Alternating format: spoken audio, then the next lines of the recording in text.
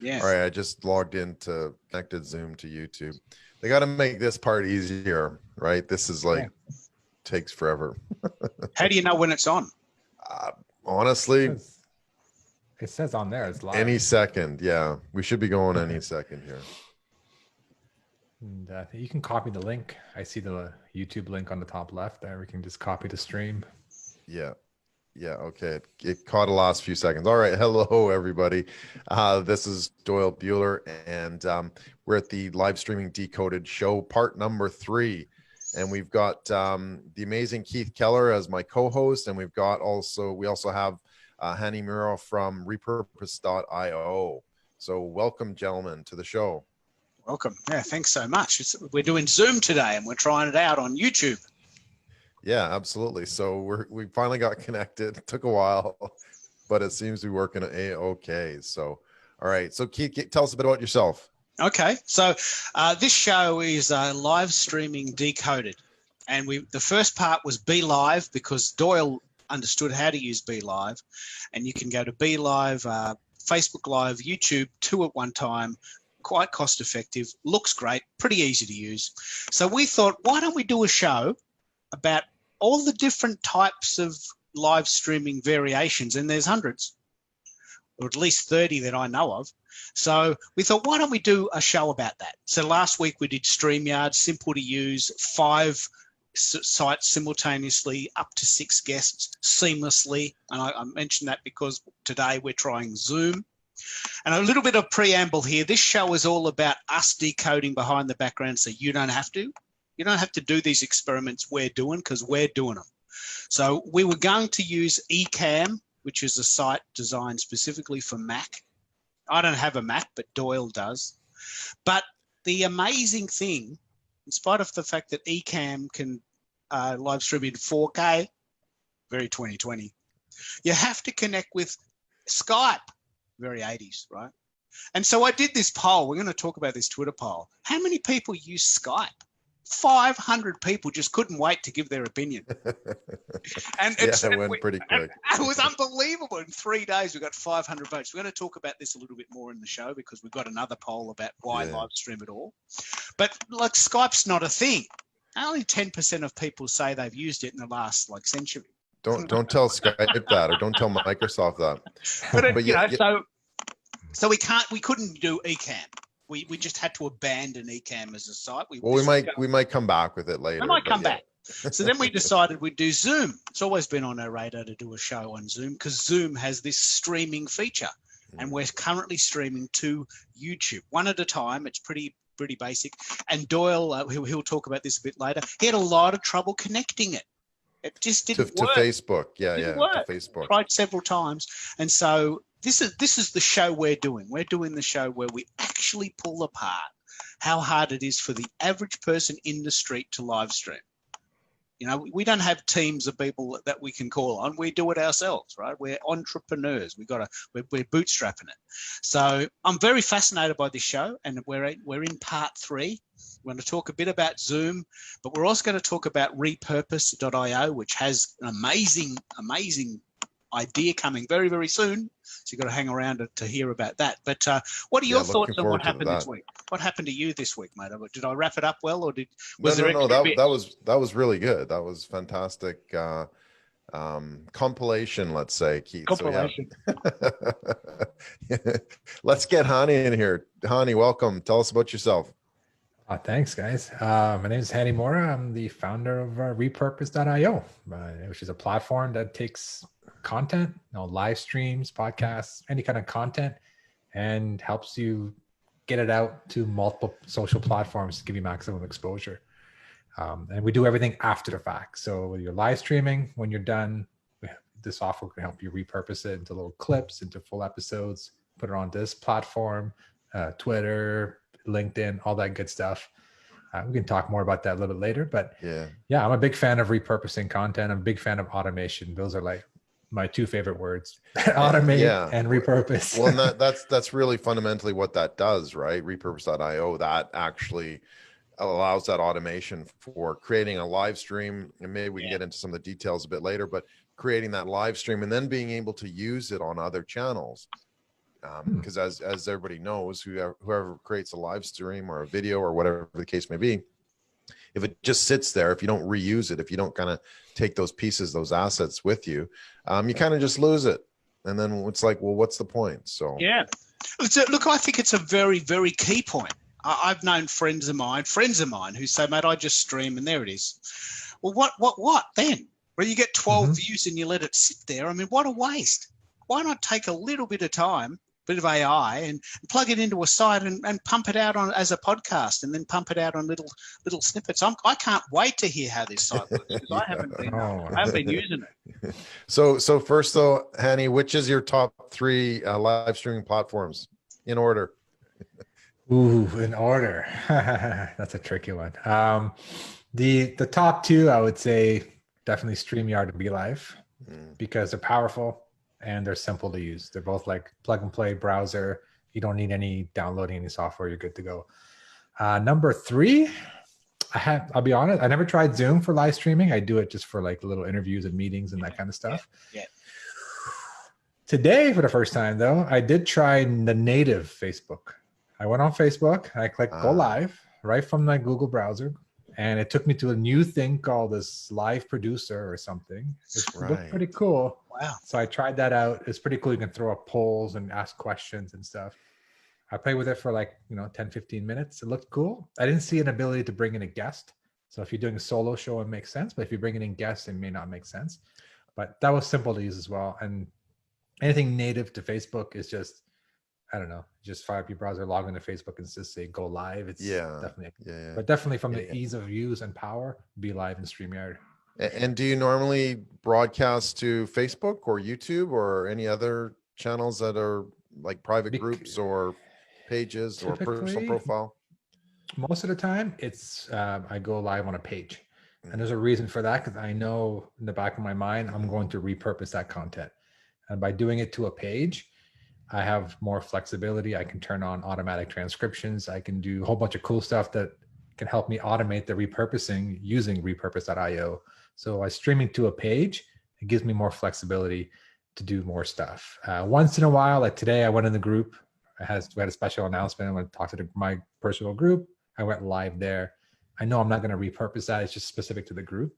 But in general, if you want content to get more reach, and if you're planning ahead to repurpose that, going to a page is my recommendation, especially if you're going to connect it to our platform, repurpose.io.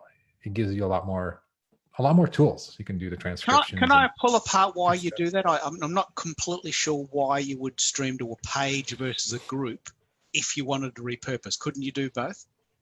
You can do both. There is something in Facebook, at least for now, that Facebook gives you free automatic transcriptions on videos on your page. They don't do it for your group. The interface for after you're done going live, to go back and edit the video on a page is much nicer. It gives you the option to do titles, upload custom thumbnails, generate automatic transcriptions, do all that nice stuff. On a group, it's just a simple page. If you have your own caption files that you get transcribed elsewhere, you can upload it to a video in a page. But I just find it when everything's in one place, and the key really was the automatic transcriptions. If you don't want to pay for transcriptions, then definitely. I think that's an amazing. I didn't know that. I mean, I think the idea that live streaming to a page and getting automatic transcriptions. I'm guessing you get a recording on both a group and a page, or is it only on a page? No, once you go live, you have access to download the video from a page or a group, either way. Because that is one of the advantages of live streaming to Facebook, isn't it? We won't get a recording from YouTube by doing it to YouTube, will we? It's almost impossible to get the video. I'd be honest, I haven't streamed to YouTube yet. I'll be perfectly honest. I haven't streamed to YouTube. I've been focusing on Facebook. That's where my audience is. But I imagine there's a way to download it from within your profile, like within your YouTube channel. I imagine if you go to the video channel, I imagine you can download it. Maybe Doyle can confirm that. Yeah. I'm just a fan of going. I mean, maybe I don't have a big audience on YouTube yet, or maybe to me it's a new concept. I don't know why, even though it's been around for a while. I feel like my audience. Can Can I pull apart what you've just said there? I really want to pull apart what you've just said there, because we are approaching this in a slightly different way, but I think I'm coming around to your model. You actually stream to one page and then repurpose after the event. Yes. Yeah, which I think makes a lot of sense. The model that I've been using up until now, up until this moment in time, is that we've been trying to stream simultaneously to as many sites as we can at the time, which is what Restream does and what StreamYard does really well. So we can send it to YouTube, we can send it to Periscope, we can send it to Facebook simultaneously. And that's been my version of repurposing. But you've got a much better model. You focus on one place that does it really well, then you get the file with the transcripts, and then you chop it up into little bits. I can't wait to hear how you do this. Yeah, it's wild. Like with our software, you don't need to download anything. You don't need to you just connect your Facebook page to our software. You can choose little clips. You can turn on the captions, make vertical videos, all that stuff. We can dive into it in a bit, but really, I mean, to me, you can do both. Like you can take your approach, go live on everywhere, and then take the Facebook video, slice and dice it into little clips, into little, people call it micro content or just smaller content, and post that snackable content, post that on social. So I'm not saying my way is right. I honestly, it probably makes sense to do both. Okay, go live, full episodes on everywhere, and then get the Facebook version, because using repurpose, that's the easiest way. And then just slice it up into smaller clips and smaller videos and post those everywhere. So you get best of both worlds. That's the point too, right? It's being able to look, the audience of the live is probably, it's dropped like significantly when it first came out, at least on Facebook anyways. Obviously with Blab, it's been around for a while, but when it first came out, like viewership initially when you went live was pretty good. Right. So nowadays it's not, and people are doing their thing and away they go and that sort of thing. But that's why I think that the tool like Repurpose is very significant, because that audience has shifted, right? Their behaviors have shifted in terms of, I may not watch it live, but I'm going to watch it later. I may register for your webinar, but I may watch it later. Right. So it gives them that option of being able to do that. So if you can then take that behavior, and I think this is why there's a really cool fit for that changing audience, you can then repurpose it to, snippets or the full program or the podcast or whatever becomes more convenient for your audience. Can I pick up on that, Doyle? Have you found that there is a significant drop in the live streaming appetite because of just life gets busy? I would agree 100%, right? That we're running on our own schedule. And even if, like Keith, we'll talk about polls too, but one of the ones that we might want to do is say which time is best for you. But I've seen some of these polls, and some of them say it's like in the evenings, and some of them say it's during the day or in the morning or whatever. And, and then if we're dealing with an international audience, like back with Hani out of Toronto, right, we have to be cognizant, well, this is going live at 9 p.m. Eastern Standard Time, and so not everybody's going to be thinking business. They might be thinking Netflix or whatever, having their evening tea. So having the ability to move this to that, it's actually like a time shift, if you want to call it that. It's allowing us to be able to shift the time, or the audience is telling us, I want to shift the time to a time that's right for me, and then we have to put that in front of them so that when they're ready, they can then consume that, right? So and which parts are working best? Are podcasts bubbling up because they're easy to do, or are little snippets of video on Facebook? Has anyone got any stats of where the audience is and what they want? To me, I don't have stats. I mean, we could probably dig up stats. We don't have an integrated stats feature into a repurpose yet, meaning we don't tell you how many views your videos got. You would have to go into each platform and check it. But they have a different purpose. Like your live has a different purpose. You're going live. I still feel, again, I don't have data, just feeling that if I take a live video or if I record the video and I upload it, I still think my live will get, at least initially, will get more traction than an uploaded video. Even now, and I still think that's true. You are right. Like, a live video will have more initial appeal than exactly an uploaded video. And I think Facebook plays with that, and probably some of the other channels play with that. They want kind of an audience there right now watching, right? So I think that Facebook plays on that and says, if it's live, you will send more people to see it. If it's not live, yeah, okay, it's there in the feed, and we'll kind of see how it goes. So yeah, but a podcast is meant to be something that is like more like on demand. Like a live, I may catch it and may not catch it. If it's in a group, probably more likely to catch it. On a page, you're probably going to miss it. But like not miss it. I mean, like you may not catch the whole thing, or you might catch a bit of the replay, but a podcast is like the on-demand version of your episode in a more portable format. So I go for my walks every second morning or so, pop out. I'm already subscribed on my phone, put my headphones on, I walk, and I catch up with, what Doyle's up to, what Keith's up to through audio while I'm on my walk. How many sites can you send the audio to, and which ones are the best ones? To be honest, I get that question a lot. Hey, what's the best podcasting platform? The good news is, in reality, it doesn't really matter. You gotta go with a name that's reliable, like Libsyn or Spreaker, or there's new ones like Captivate.fm, and there's podcast.co. There's a whole bunch. The key is the platform itself has to be reliably been around for a while, and that their main focus is podcasting. But then once, really all you're doing is you're uploading an audio file to them. They generate what's called a feed, and you submit that feed to the directory. So the directories are going to give you the exposure, like the Apple Podcast directory, the Spotify directory. Yeah. Once you're on there, nobody knows what host you're on or what platform. They don't really know. All they know is they go on Spotify and they search your podcast.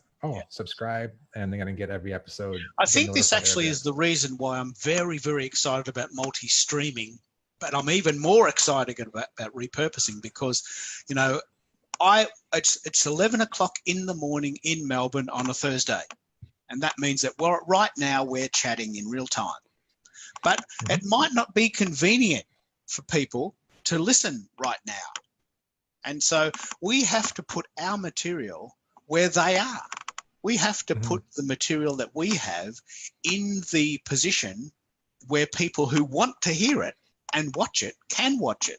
They're not going to come to me at 11 o'clock on a Thursday if it's 9 o'clock in Toronto. They won't. I mean, several of my mates won't come to this show because it's too late for them. But they might be mowing their lawn tomorrow or walking the dog on the beach, and they might just get their phone out and put Spotify on, and they go, hey, yeah, there's Keith's latest. That's great. I'll just listen to that because I've got to listen to something. So I think what you've got is unbelievable, because it puts the content that's already out there in a format that suits the client. Right.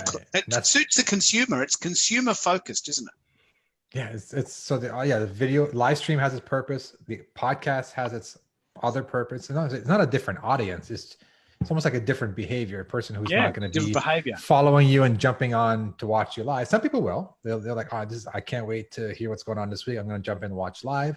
Some people are like, I'll catch it on the podcast, the audio version. And then where the clips come in, it's more for just your brand exposure, your exposure for you on social media, right? People are scrolling their phones constantly, right? So if you imagine taking this live stream, breaking it up into 5 little clips, right? Taking like 5 1-minute, 2-minute clips. Yeah. And then every day you just upload that video.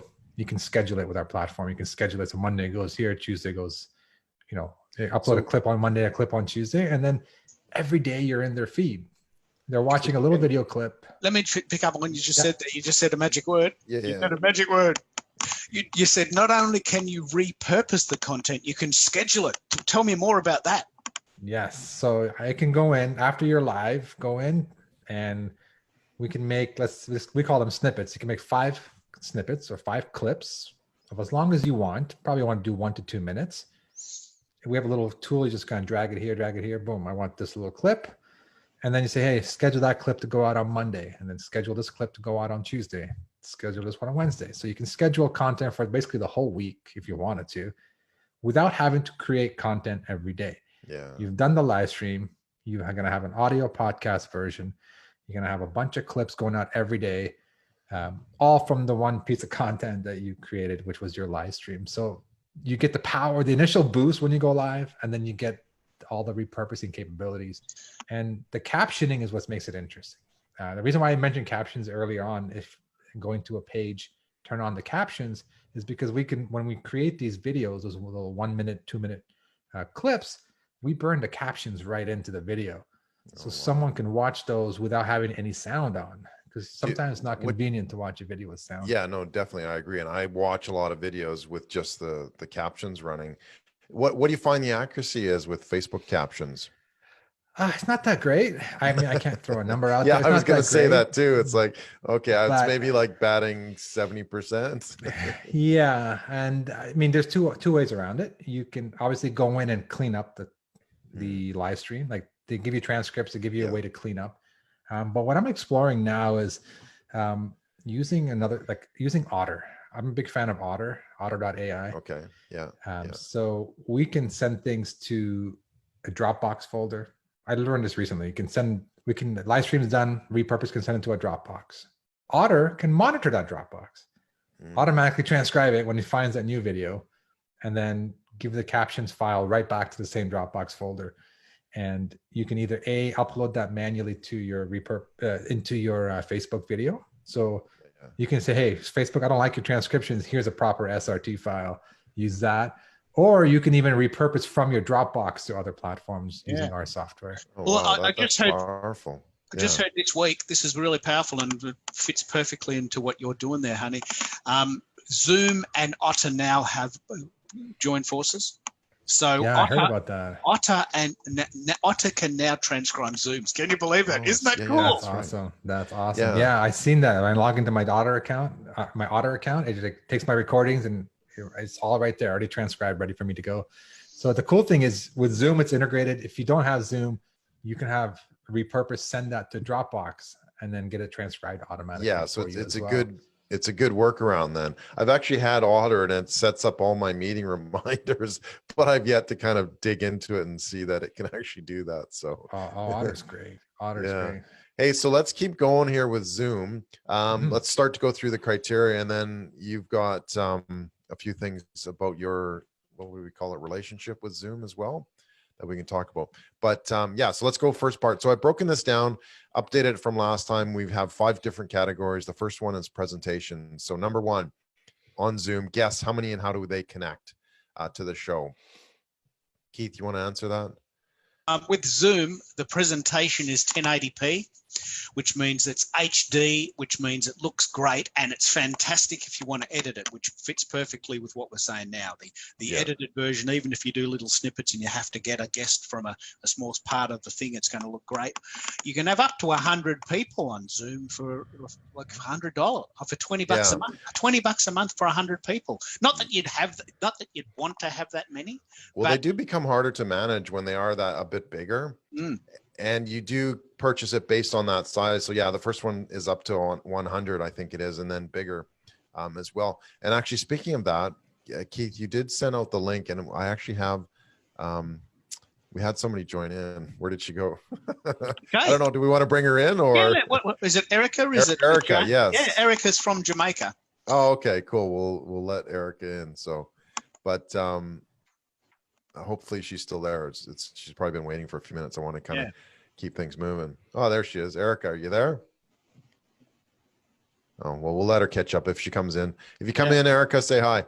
Anyway, okay, all right. So it's up to 100, which is good on this one. And how do they connect? It's a simple link, right? It's the thing I really want to talk about with Zoom is that you can have not only 100 guests, but the viewing is good. Like we are now on what we call speaker view, which means when I speak, I get the screen, which makes it so much easier to do the editing. And also you can mute the others so that they don't come on. You can do what's called the gallery view, which means you can see everyone at once. Yeah. Yeah. Yeah, and you can adapt that as well. We used to be able to control that. I'm trying to see where those controls are, where I can sort of readjust the view. I think it's just with guests, not with necessarily sharing. So there's Erica. She's coming in on a mobile, which looks a bit like sort of 916, and I'm having a bit of trouble seeing her. There's a big halo around her, but there she is. Yeah. Hey, Erica, how are you? Welcome. So what's your preference with Zoom? What do you like about Zoom? If she can hear us. Not yet? Okay. Have we got have you got your mic on, Erica? Oh, that must be an audio issue. that's okay. Maybe she doesn't feel like talking. Okay, there it is. Okay. I'm in the chat there. She said she can't hear. Okay, so really? maybe jump in again. Yeah, you might Maybe have to jump in again. Yeah. So the thing that's interesting about Zoom, which is very, very, very different to StreamYard and BeLive, is that you can have these multiple screens with multiple guests. Like with BeLive and StreamYard, you can only have 6 guests, which really it's quite tasteful. And it means that you limit the amount of Zoom bombing for a start. You don't have the Zoom bombing. And plus everyone sort of comes in a very sensible way. So when you've got a big Zoom with 20 people, I mean, I can't imagine what that's going to be like to manage. Yeah, they are pretty hard to manage when you've got like your screen full of people. So it is important that you kind of have some etiquette, decorum in terms of, you mute unless you're actually talking type thing. Otherwise it just becomes it's impossible to follow along. So it's is that better, Erica? Did we get you? Yeah, I'm good. I'm in. Oh, there we go. Yeah. Hey, Erica. Yeah. Thanks for joining in. Actually, we're going to do hi, how are you? Yeah, fantastic. For our last episode, what is it? Number 10, I think we're only doing it's a limited series, 10 episodes. On the 10th one, we're going to open up to everybody. So Erica, you got like a preview of what we're going to do for that 10th episode as well. So thanks for joining. It's beautiful. When I realized I couldn't get in on Zoom, I actually went over to Twitter to YouTube. Oh, okay. Yes. So you're watching us there. Great stuff so far. I'm listening in. Yes. Yeah. Which one do you normally watch it from? Do you watch Facebook Lives, YouTube Lives? So I do Facebook Live. So that's the one I am most I normally do, as well as Instagram Live. So okay. All right. And you do those for business or just for fun? I do it for business, yes, because I'm with the John Maxwell team, so I do coaching calls and stuff like that. So as part of building my brand, I do have those calls where I communicate different messages every Tuesday on Facebook and also on Instagram. Oh, wow. Look, picking up on what you just said there, let's pick up on this. This is really powerful, and it fits perfectly with what Hani's saying. The reason I don't use Instagram is that it's what we call ephemeral content, which means it only lasts 24 hours, which to me seems really ridiculous. Personally, I can't stand the idea of going to all that trouble to create content to only have it last 24 hours and go. That just seems like the most stupid idea to me. Completely opposite to Hani's. It's completely opposite. Right? What are your thoughts on that? We want it to stick around. Of course. Yeah. You got all this trouble. You got all this trouble to have content, and then it goes away. Yeah, I'm not a fan of it. I mean, I see like a personal connection, even the stories, the whole idea of stories. I never really got like you do an Instagram story or a Facebook story and it's there for like 24 hours or whatever. And then it's gone. It's like, I don't, it doesn't connect with me. I know people like it because they do personal. It's very, very short, very tiny personal content, but then it attracts people to come in and keep checking up on your stories because they disappeared. There's a whole like urgency factor to it. So I see that working. I'm not saying it's a bad thing. I personally never tried it, never got into it because I'm not the kind of person who wants to make content every day. I want to create content once and have content for the rest of the week derived from that one piece of content. Because let's pick up on your really, really massive tagline. The tagline is create content once, publish it everywhere. Yeah. I mean, I have to run a software business, so I don't have time to be making videos every single day. Everybody here has a business. You're running a business. Like creating content is not your business. It's a key part of your business, but it's not the only thing in your business. So doing videos every day is exhausting. I can't imagine doing that. That is true. I totally agree with that, with the Instagram.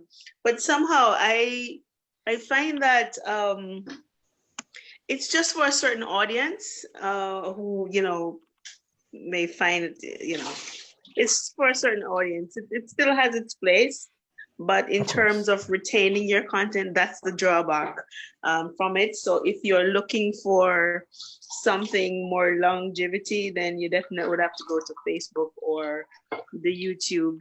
Yeah. So yeah, it would mean, it would mean that you'd have to now record your content and then try and get it uploaded there. I found some businesses can do the stories pretty well, and they're intriguing, but that's the whole point, is it kind of pushes up your creativity game. Like, you can't do the same old. You can't do an interview. You can't do, some of the traditional type videos. You have to do something interesting and entertaining, and it can be short and it can be sweet. So there are a few companies that are really kind of getting into that, but they have to adjust how they're actually delivering that as well. Let's keep moving with the criteria. Otherwise, we'll be here all day, even though it would be a good conversation. Number 2 for Zoom, chroma keys and background blur. No, Zoom can't do it. And actually, sorry, my mistake. You can do a chroma key green screen with Zoom. It works quite actually easy. I suppose I didn't set it up for today, but I've used it before, and it is fairly easy to use. And with some of the other programs, sometimes it's not able to see what is actually the green screen. So I found it easier to use on Zoom, quite honestly. A background blur, it can't do that, and that's where it kind of softens the background of around the host or the guest or whatever. Have you found a place? Have you found a place that does it? I still haven't found a place that streams with background blur. Is there not a platform, but a virtual cam? They do that. Like XSplit does that, and Minicam as well does that. I think Ecamm does something similar. Okay, I'll have to check again. But okay.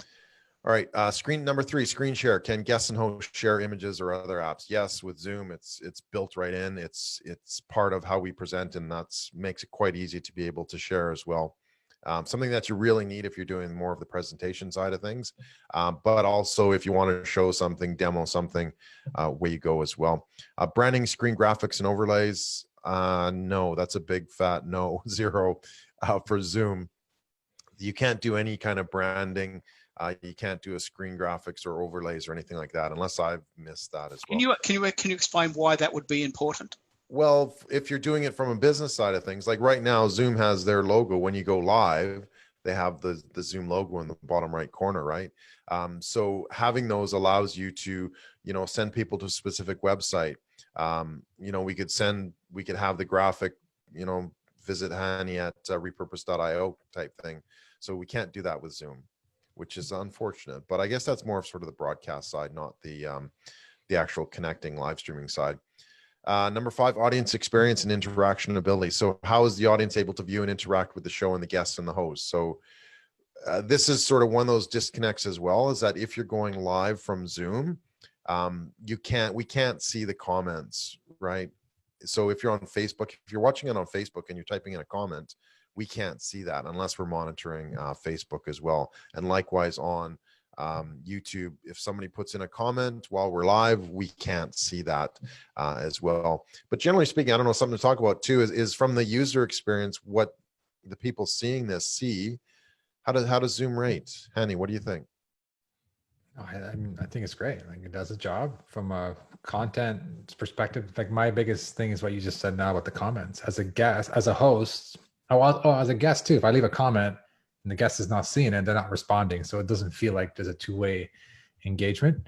So I think that's a big minus from Zoom's perspective, is that the host, the people presenting, can't see the comments. So there's less interaction with their audience unless they're monitoring it on their phone, like they have Facebook open or whatever and watching the comments separately or a separate tab. So I think that's a big downside. Yeah, that really detracts from the idea of it being live. Like, if it's live, all you're doing is really showing it. So really, it's like traditional TV. And in that case, it's like whatever we spit out, you either watch that channel or you don't. Right? Yeah. All right, cool. Let's keep moving. Category number 2 out of 5 is logistics. So scheduling in advance. Can you set up live events in advance of actual broadcasts on Zoom? A big fat no. You cannot, which makes it very difficult to be able to schedule something ready to broadcast. So for example, in this case, Keith and I were trying to, if you want somebody to watch your Zoom broadcast, you then have to share the link that's set up by Facebook or YouTube only once you've gone live, right? Can I pull up? Can I pick up on this? This is so important. Right at the second, we've got it on speaker view, and I'm frantically working behind the background, behind the scenes while you're talking. I'm sending this link, which only became live when we pushed go, which means I can't. This is such a big problem. I can't say to my friends at 9 in the morning, hey, we've got a show today. Here's the link. Take your time. Get a cup of tea. I'm just going to go and set myself up, have a shave, and I'll see you there. Yeah, click this link and you'll watch it. Right now at 10 past the hour, we've been going, and I'm frantic trying to get everyone in. It's really quite stupid, don't you think? Yeah, we do it for our training. We do training. Hamsy's doing this again. What do you think, Doyle? Is it a really major weakness, or am I over-exaggerating that point? No, I think it's huge, quite honestly. And maybe there'll be a third-party app, and maybe, Hani, this is something you can do, but a third-party app to be able to create that interface that allows you to create that event on Facebook before it actually goes live. You can schedule on others, for example. So StreamYard, if you want to schedule it in advance, yes, you can do that. And I can set it for next Thursday or whenever the case may be. This is where I'm going. So I can send people that link, and that's the channel that they watch at that time. It pops up and appears. But on Zoom, they don't have it. So yeah, no, I think it's very important too. We do it for all our training, monthly training. I schedule it. We use StreamYard. I schedule it. Email goes out 3 days beforehand. I say, hey, leave a comment. I have a question. Leave the comment 3 days in advance. So all the comments are already there in the Facebook post. And then when we go live, they know where to go. They're notified. They've already been subscribed, because there's a button that says, hey, notify me when I go live. So there's definitely an advantage of having it scheduled and promoting it prior to going live. So I think I really hope someone comes up with a solution. I don't know. It really is a big fat no on that, isn't it? It's a big fat no. Yeah. It's a zero stars Zoom. Sorry. Built-in registration and event pages. Oh yeah, go ahead, Erica? please. Erica? Yeah, I was just asking. So what about the reminders? Does that account for anything? No. Like they just send you reminders. Yeah. So what you have to do. Yeah. So in the case of Zoom, you have to set up an event page, and that kind of leads into the next one. Is we set up an event page, but then we have to post that link in the event page for the actual video. So we send people to the event. They see, this program's coming up, but they have to then watch when we post that link, right? So there's a huge disconnect. Yeah. I had to do that the other day. Yeah. Yeah. And by comparison, let's just play it out, because this is part 3. Be Live and StreamYard are far superior on almost everything so far, except that both of those are 720p. If you can live with 720p, a slightly fuzzy image, the functionality of all these other programs, which again leads perfectly into why Hani's program is so amazing. The functionality of having all these add-ons, which are convenient. Just the thought of having to actually push your live stream out while you're on the live stream. It's almost like a double whammy. I mean, I'm a bloke. I can't do 2 things at one time. I'm struggling. And I think it's important that people see that Zoom, even though it looks great and it sounds impressive, I've got to actually be tweeting my guts out while I'm on the stream. Yeah. How silly is that?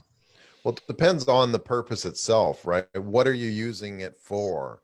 And if you're just kind of pushing it live, then you don't really worry about those details. But I think maybe we're trying to push it into a box or into a corner of what we think it should be. Yeah. When maybe it wasn't designed. Because when you look at some of this, it does seem like an add-on. And yes, they only added on Facebook Live maybe like a year or so ago, maybe a bit longer. So it's obviously wasn't that primary type of thing to go with.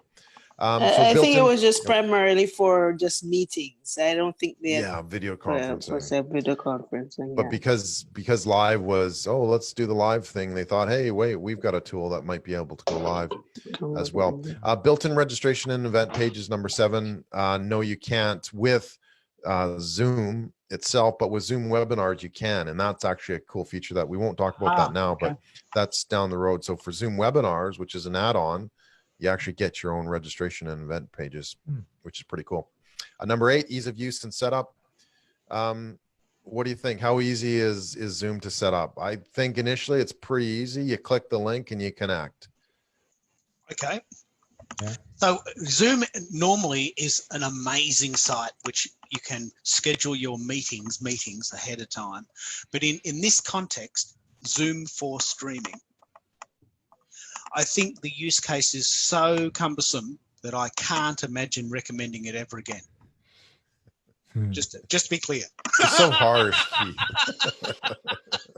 You know, I mean, I love it. I mean, and the thing that's interesting is that we're techies. I mean, we love this stuff. And if we're having trouble, what's the average person going to be thinking? But there's a huge one here that we'll get into that absolutely turns the tide on that. Okay. And I say, you know what? If any others had that, I would jump on that ship right away. Yeah, and that is. And we'll get to it. We're almost there. Come on, I got to create some suspense here. All right. So number 9, practice runs and record only without going live. So does this do that? Yes. And one of the annoying things is that if you set up auto record, it records everything from the time you connect. So then you have to go back in and edit that front section out. But yeah, that's basically a practice session. So it's good to have. You don't always need to use it, but if you're trying something new, it's always a really good idea to see, okay, well, what does this button actually do? And so you can actually practice that. But if you push the go to Facebook Live, go to YouTube Live on Zoom, you're going live. So you kind of have to practice before. All right. Cool. Let's keep moving. Let's move into the business and ROI side of things. So cost and freemium model. Yeah, you want me to chat about that? Yeah, sure. Yeah, go for it. So this is absolutely one of Zoom's power suits, isn't it? You know, you can now, because of COVID, you can stream live unlimited time to 100 people for free. It used to be 40 minutes, but now the free version is free for unlimited time. Okay, so they did that just recently because of COVID. Because that was so annoying. Like, if you're not done in 40 minutes, then they shut you down. One of Zoom's competitors, which we can mention in this context, WebEx. Yeah. I'm sorry, Kay, but I actually had a meeting on Zoom today on the free version, and they shut me down. So maybe they haven't. Yeah, they did, because I was like, because I actually set them, because I have a paid version and I have a free version. So today I had a meeting at 6 o'clock, and they cut me off after 40 minutes. Yeah, they sent me a reminder to say, "Oh, you only have 10 minutes left." Okay, well that's okay. Thank you for that, because what I've been instructed is that because WebEx did it, WebEx did the same thing: unlimited calls, unlimited time for up to 100 people while COVID is on. And Zoom responded, but obviously they haven't rolled that out everywhere. So let's roll it back to what Zoom was. Zoom was free one-to-one calls but groups are limited to 40 minutes on the free version. So you get a sense of, actually, this is really good. It's easy to use. It's easy to connect. You can set up a link. And then a little bit like the Spotify model, which I love, free except for the ads, for $20 a month. Actually, I think it's $23.95 Australian. You can get up to 100 people on the call, unlimited time, unlimited messages. They send the file to you in HD, in MP3 and MP4, separated out so you can repurpose it.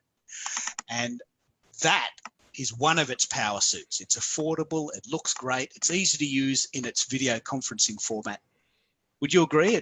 That's really where Zoom sings? Yeah, definitely. I agree. That's I think the overall purpose is it's more of a video conferencing type piece of work as opposed to live streaming. So it does give you that.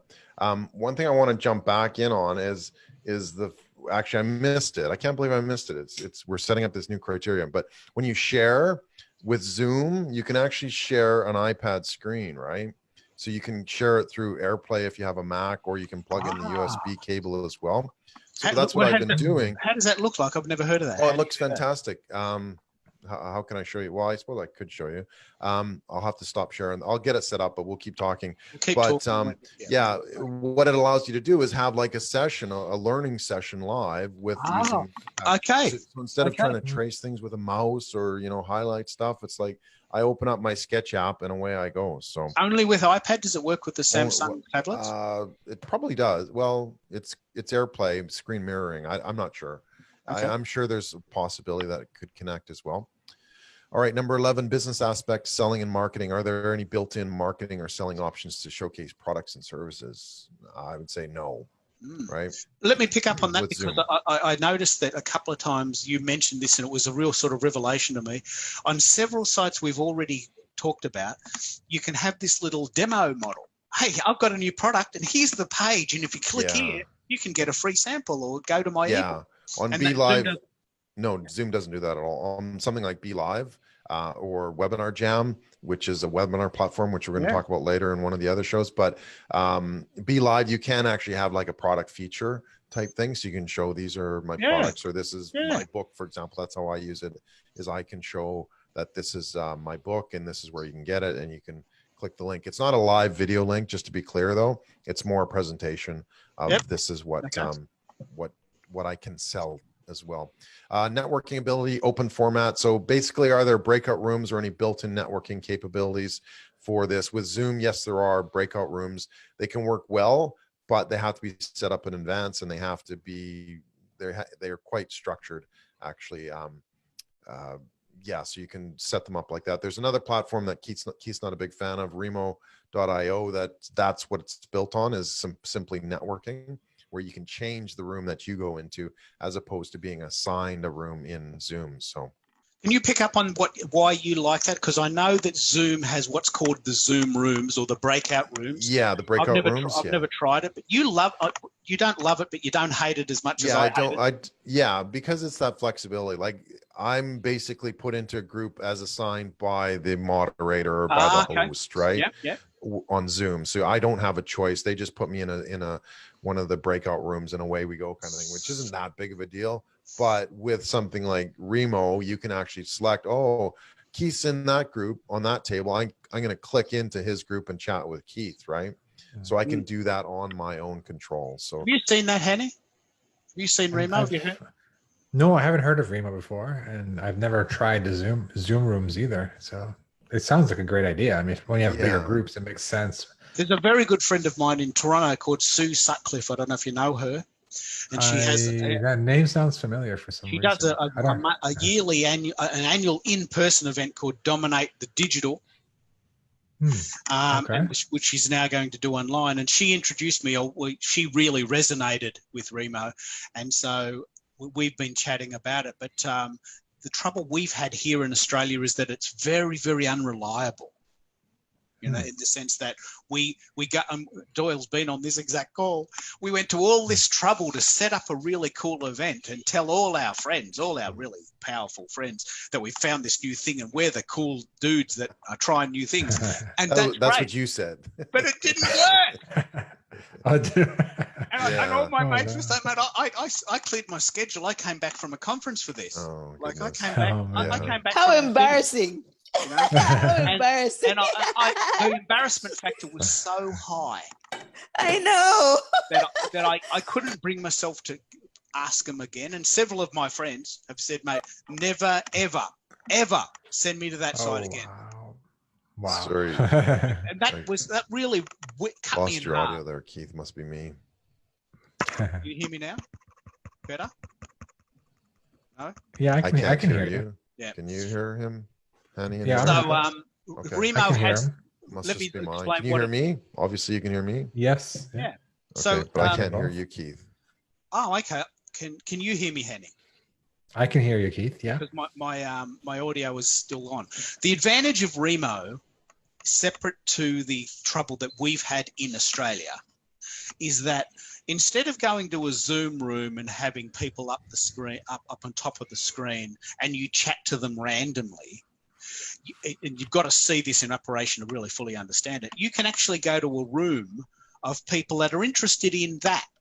And it's actually not rooms, it's tables. So you can actually have up to 6 people on a table that might be from Toronto, or might be into, live streaming, or might really, really want to know more about Zoom. So rather than just go into an innocuous conversation going, what do you do? Well, I sell insurance and, I'm pretty good at it. Okay, no worries. And we've all been in that networking situation where you're stuck with a guy you really can't wait to get rid of. And that's a shocking thing to say, but haven't we all been at that networking event where you go, how do I politely say good luck and move on? Yeah. But with Remo, you can. You're going, look, I'm just going to go and I'm zipping over to the Zoom table because I really want to find out. Like, those people have identified themselves as interested in a topic, or coming from a city, or working at a company. So you already have that instant level of connection. Is that why you like it, Doyle? Is that what you see the use case for? Yeah, 100%, Keith. So it allows you to be able to connect with people, move in and out. You're not kind of forced there as well. So if you don't want to be in that room, right, you can leave, for whatever reason as well. So it gives you that fluidity. And honestly, I see that as being, and maybe Remo's not the best example to use, but I see that as being sort of that next stage of live streaming and that sort of thing, is how do we actually connect more intimately too? This is good, but how do I have a conversation with Erica? Or if I want to talk with Hani, I can do a chat, yes, right? But you're still missing something. And there was a story, I think, on the news the other day, is how we do have this technology, but we're still kind of missing that.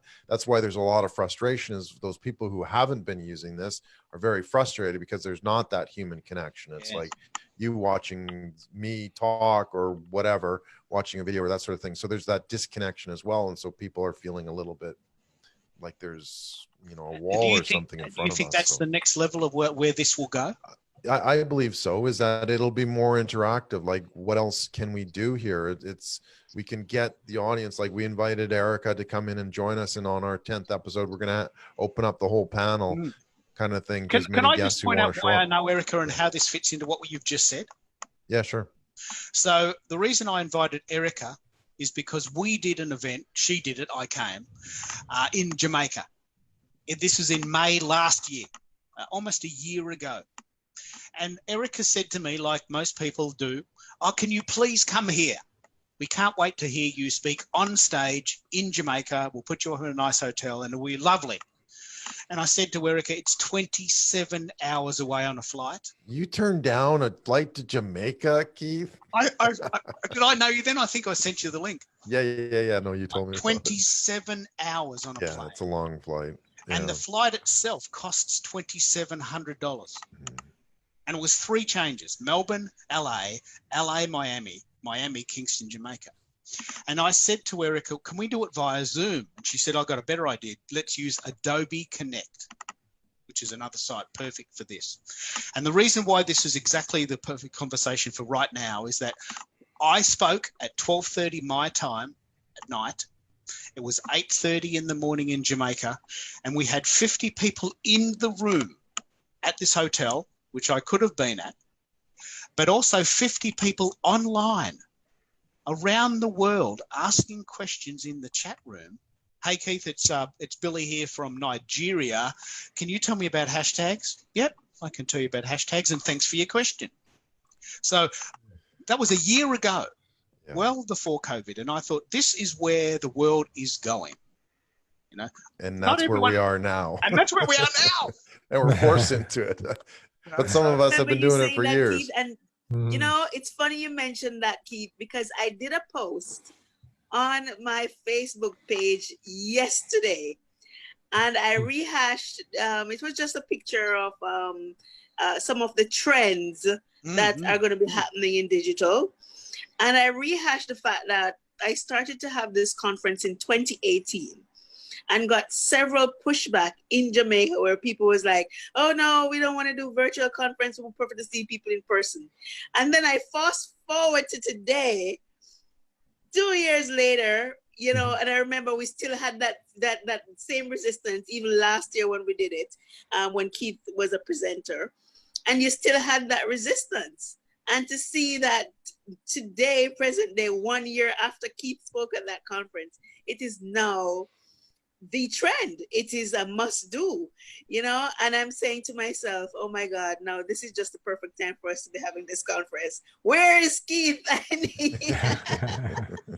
Yes, we really need to be doing more of this. So have you found this? We were setting the trend, and that's good. Have you found this to be the case, Hani? Have you noticed that a lot of conferences you might have been invited to speak at in person have tried to attempt the online version? Or do you not speak? I don't usually speak. I go to conferences more in the podcasting space. I did go to PodFest, which was the one it was on the border of when you're not supposed to travel. It was just like before they shut down all the conferences. So I went there. There was a lot of in-person stuff, but I started hearing from other people who were supposed to go to other conferences after they're all being shut down. I don't know. Like I don't do a lot of conferences, but I just hear more and more everything's going online. Like everything's, kids are learning online now. Like my kids they're doing school online. It's difficult. I think this is definitely. Erica, are you going to do that conference again? Are you going to have another I think this is now the perfect time now to regroup, Kay, and do it, because I mean it's such a powerful. What I love about the conference, Kay, is that we were innovators back then, and I think we really need to continue to push that. And then coming out of the conference, Kay, the kind of impact. Even learning from you about, Twitter, that those bombs that you drop there, people are looking for more of that. And why we need to continue that trajectory is because post-COVID, online is now going to skyrocket. So now is the time for us to really be educating people more. Even this presentation that we're having here, Doyle, I mean, these are things that people need, so that you can be able to compare and contrast and see what is happening. Because I'm going to take that link so that I can now share it even among my audience who was there at the conference, so they can now become a part of this community and learn from you while you're doing this. I don't know if you're going to be doing very proud of this idea. Fantastic.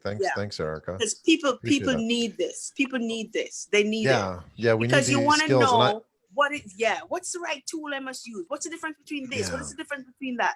People need this content.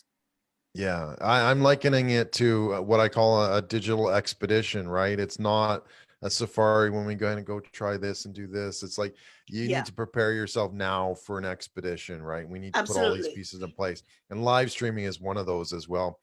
Just to keep moving here, because I know that it's late over east there for you, Hani and Erica. This is what I wanted to show you first off, is that I'm actually on my iPad. Wow.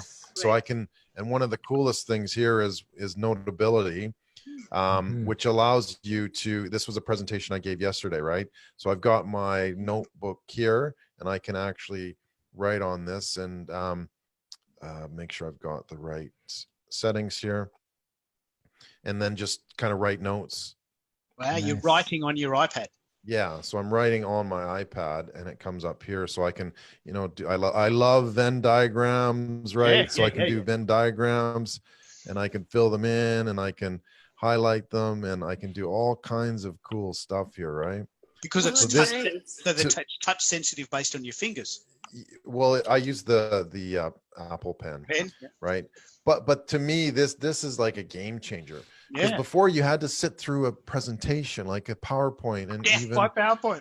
Yeah, exactly. And death by PowerPoint online too, right? Like we're kind of stuck in that. But this allows me to you organize the main pieces here, right? So I create diagrams up front and then I'm able to kind of elaborate on them. So it becomes a lot more interactive in terms of what I do and how I do it. And is Zoom the only place that you can do that you know Zoom can do this and Ecamm can do this as far as I know. So that's why to me, this is like Zoom has tool. The whiteboard.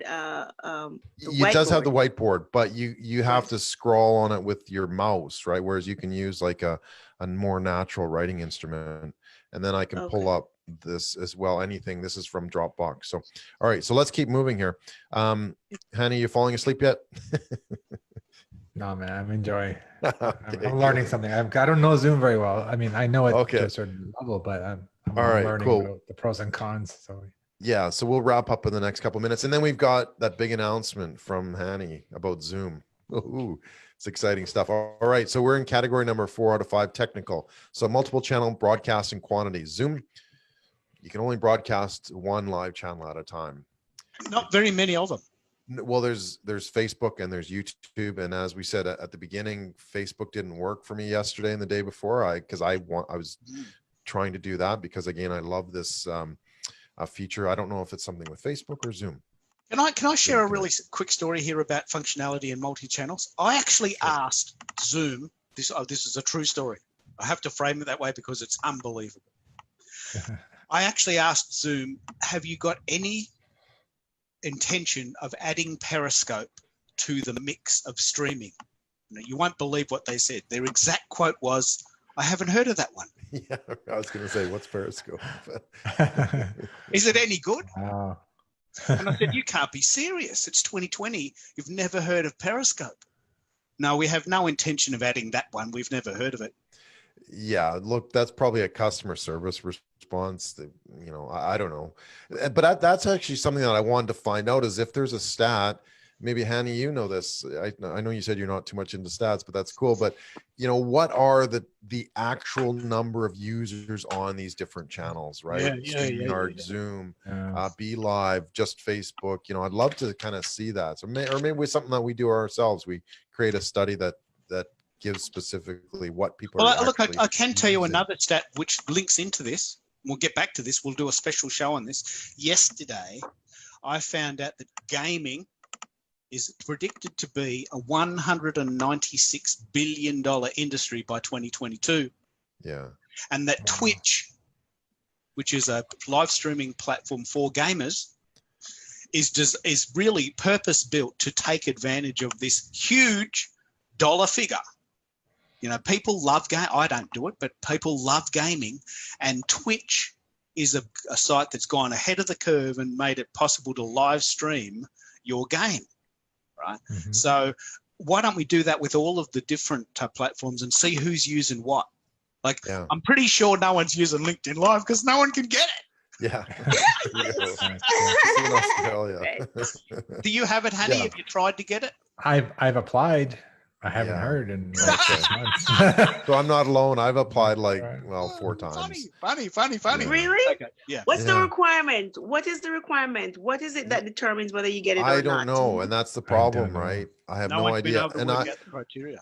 Yeah, I've been doing lives since 2017, for 3+ years. So I've got a lot of episodes. I've done this a lot of times, so it doesn't make sense. But anyway. You know who knows KK? Brian Franzo. He did a live the other day. LinkedIn Live?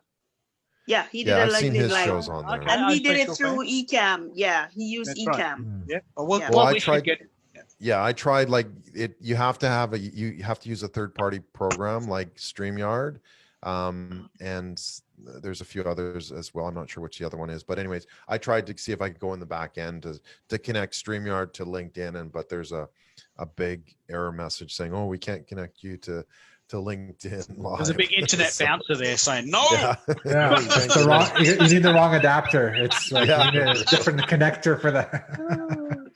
Can I get that at the Apple Store? All right, number 18. Create and download recordings. $100. Yeah, $200. Create and download recordings in different formats. Zoom can do this. Actually, what I liked about Zoom is that you can it actually takes the video from all the speakers and the screen share, and it splits them up. Yes, right? can so you tell me about how that works? Yeah, so each individual video of you and me and Hani and Erica comes as a separate video. So for an editing perspective, you can then zoom in on that person. So for example, when I'm sharing the screen, that's obviously one of the feeds. So it records just the screen share. It records just the guests, and it also records a combined view. So with us across the top or however it's set up, as well as the shared screen. So I have heard of that feature, and you like it, yeah? Yeah.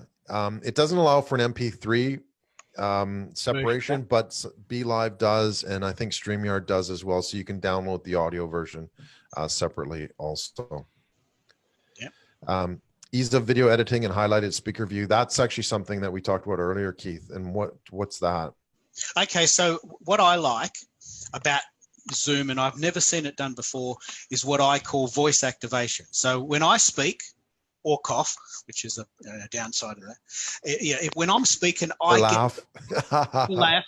When I speak, I get the full screen automatically when you're on speaker view. Yeah.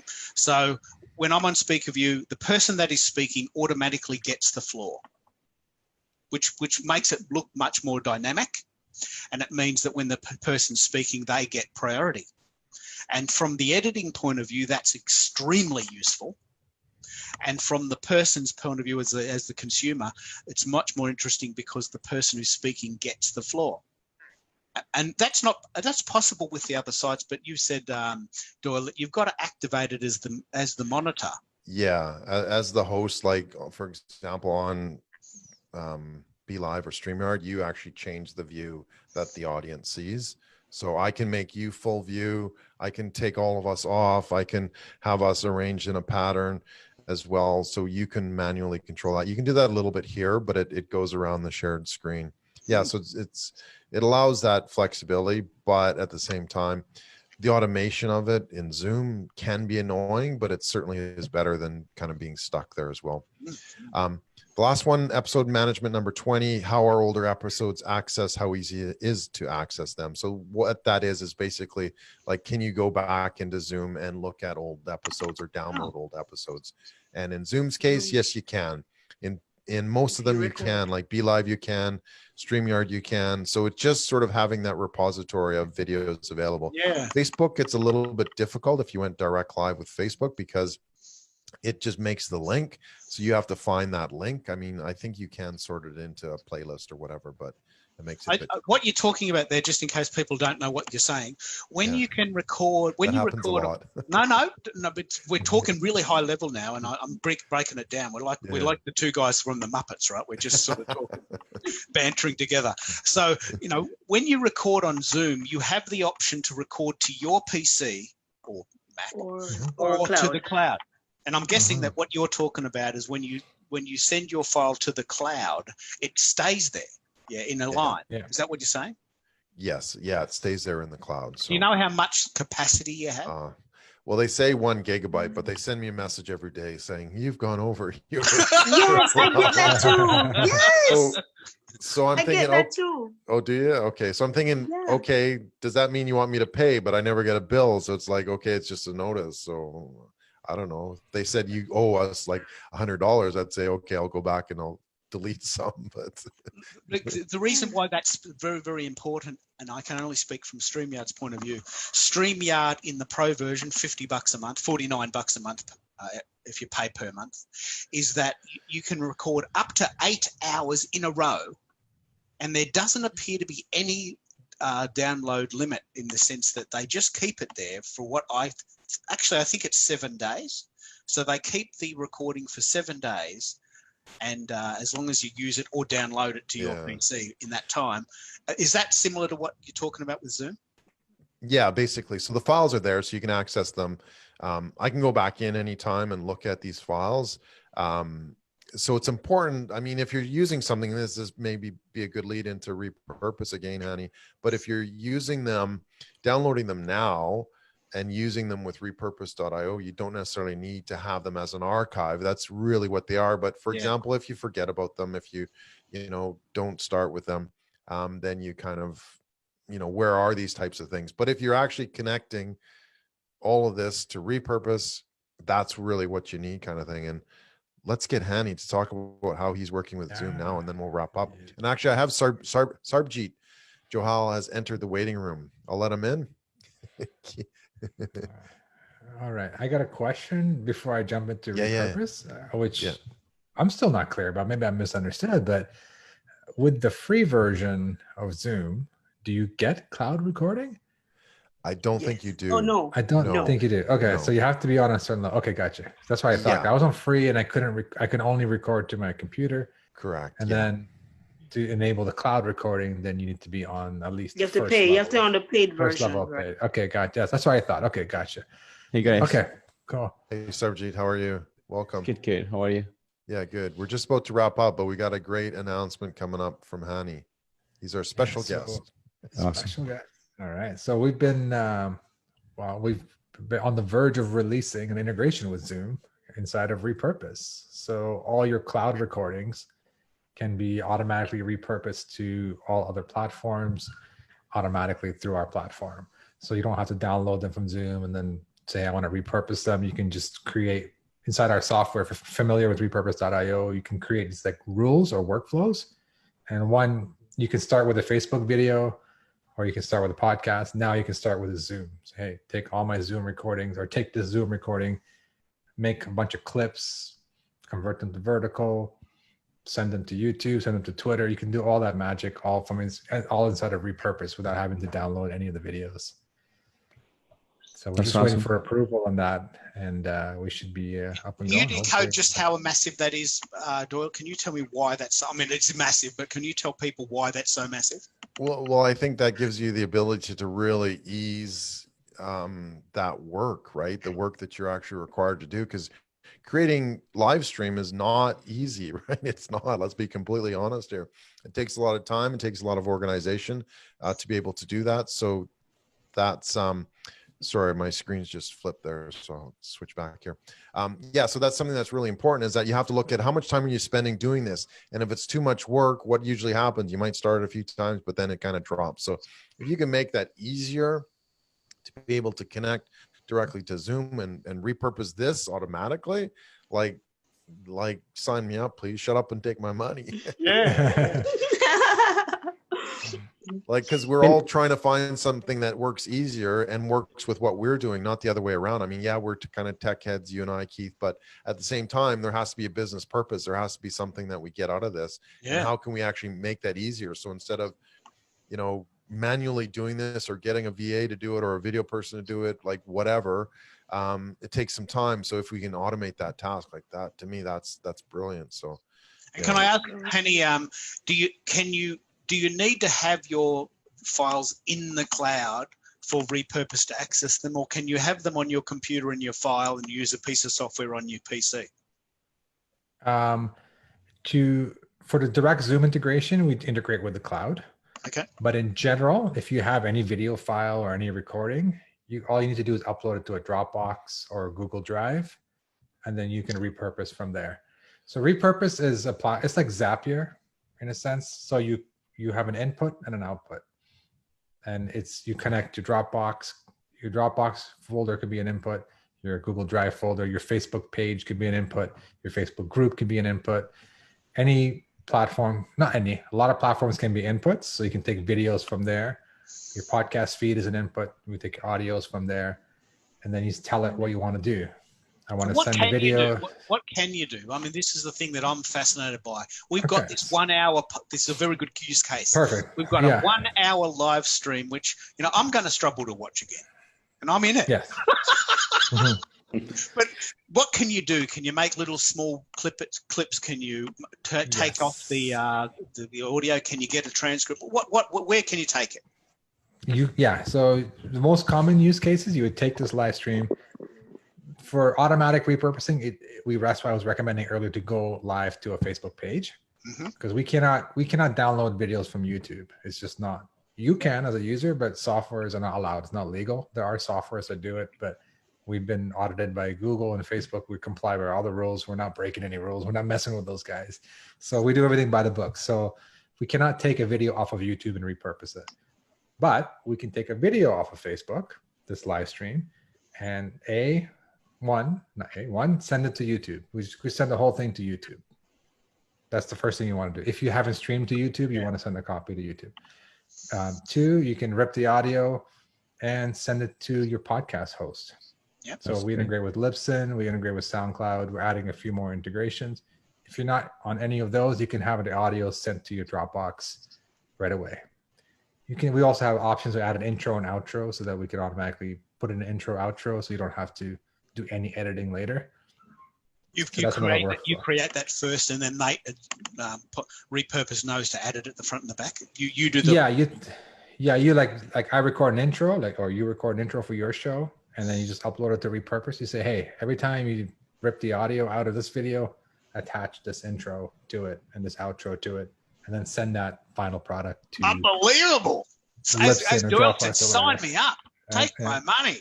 Yeah, and then you can go. Then you can go as far as like, all right, you can make another rule. Say, hey, take this live stream.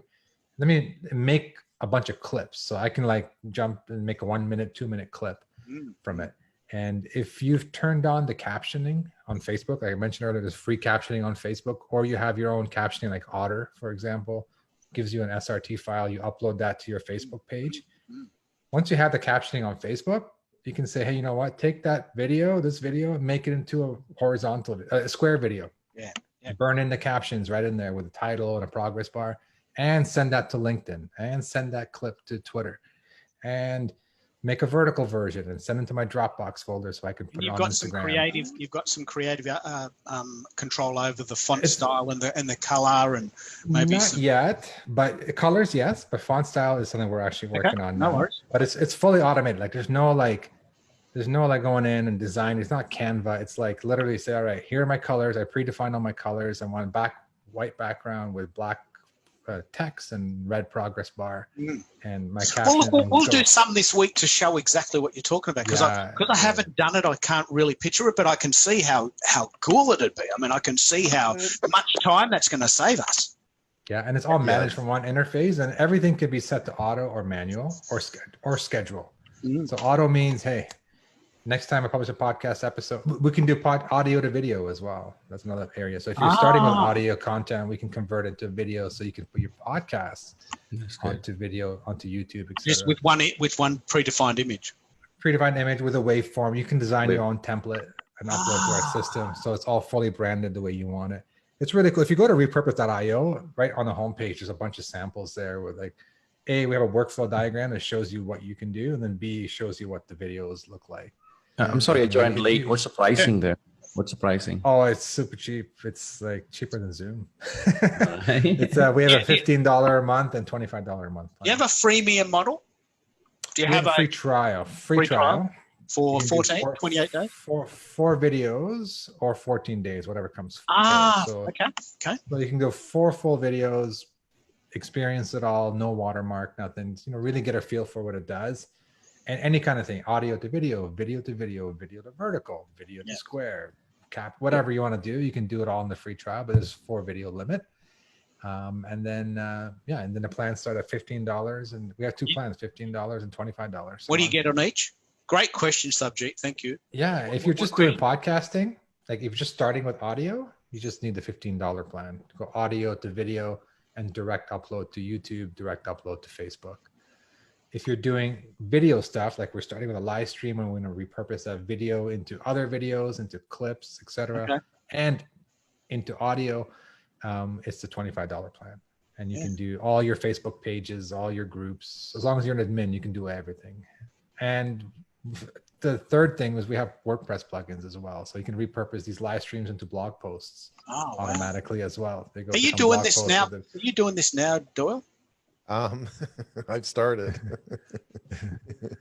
I've had an account for a while, but haven't actually utilized the full power of it, unfortunately. But what about you, subject? Jump in and give us your perspective, because you're a bit of a dude and you're late to the game today. Tell us a little bit about what you do and how you think what we've talked about today plays out.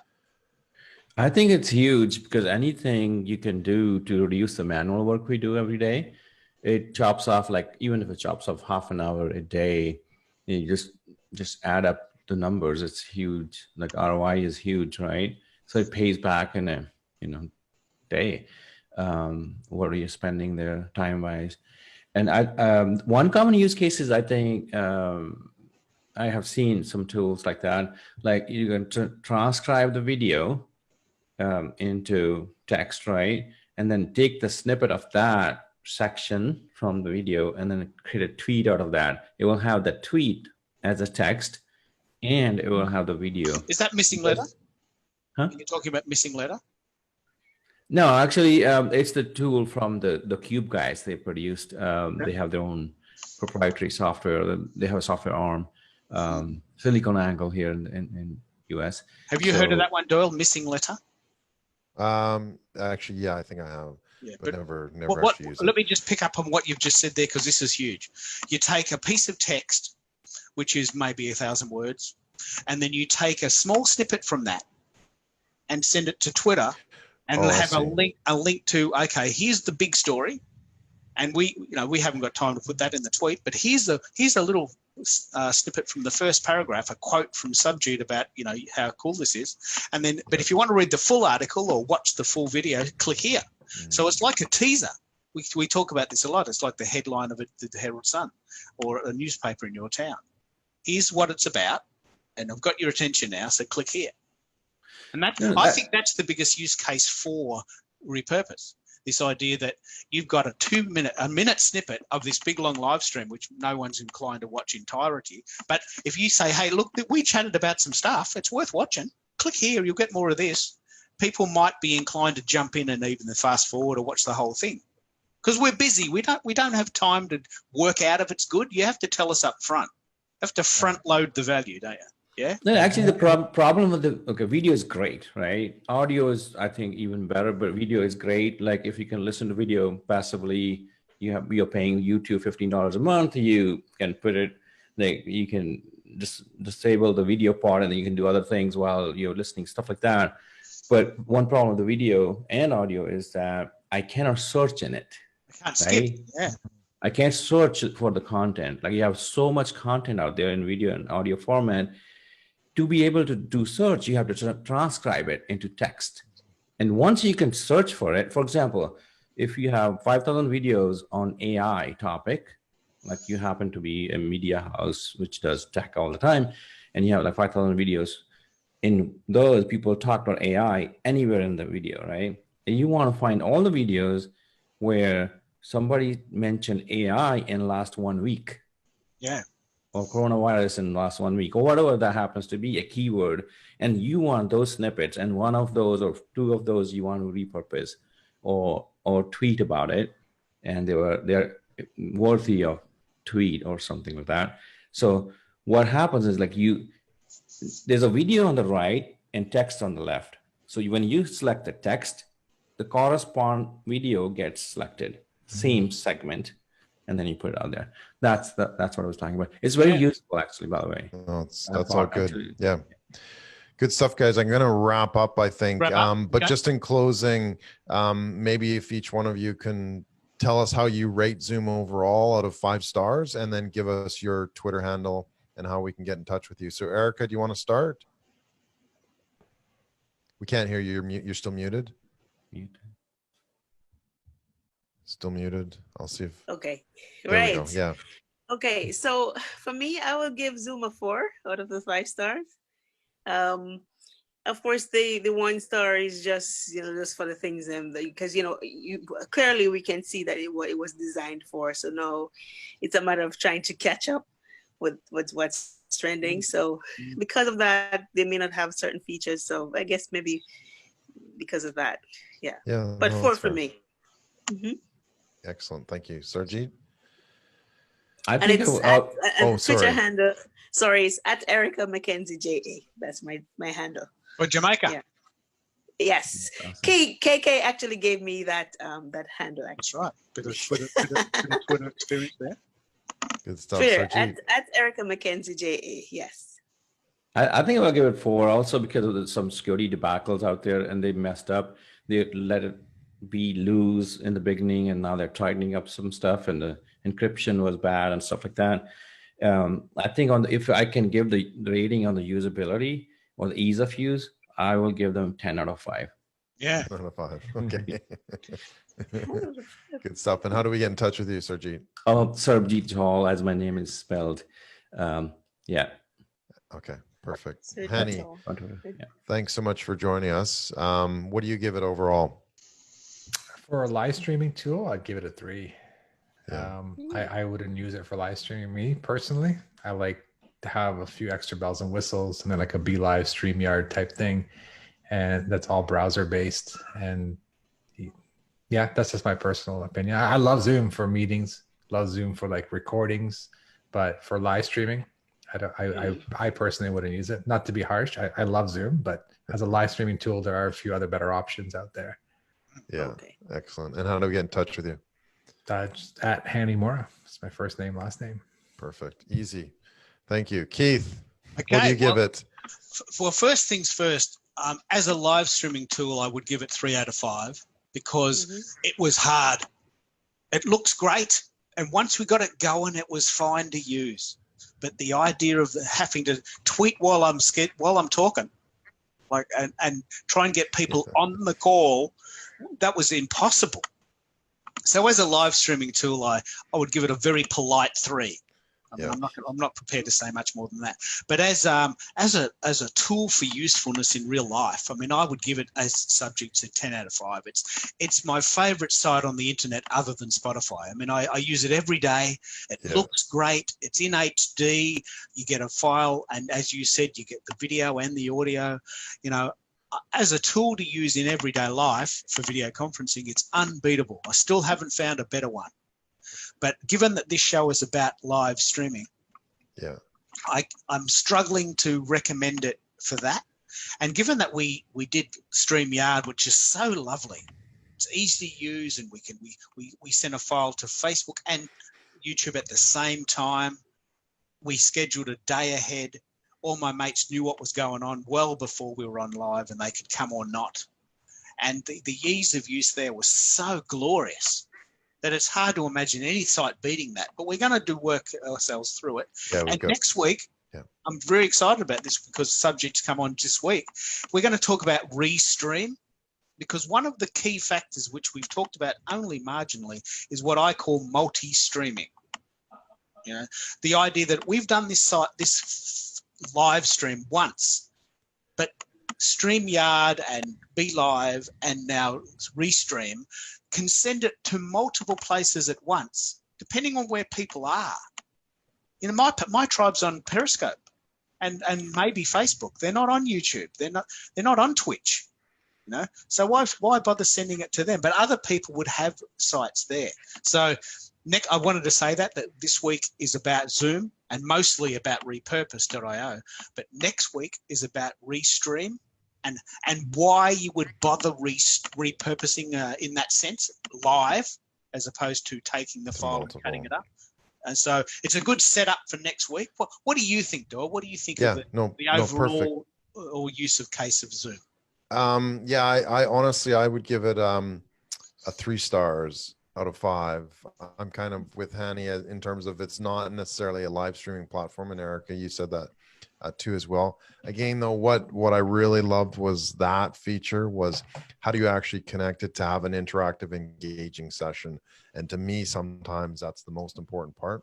So where does that leave me? I would say I would do it specifically for specific sessions where I need that tool, rather. And then other than that, I use some of the other ones as well. So I give it a 3 stars. Awesome. So it's been a fantastic show. Oh, actually, Keith, we can get in touch with you at Keith Keller, right?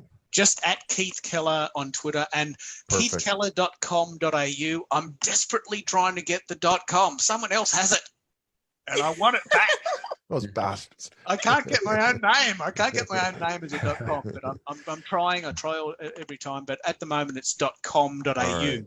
And I've got blogs there and all of that. But it's a good session, wasn't it? Yeah, absolutely. Yes, no, really fantastic. Appreciate it.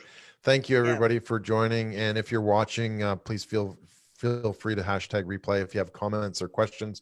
Get in touch with any of us. I'm sure they'd be happy to answer questions as well as myself. So thanks everybody.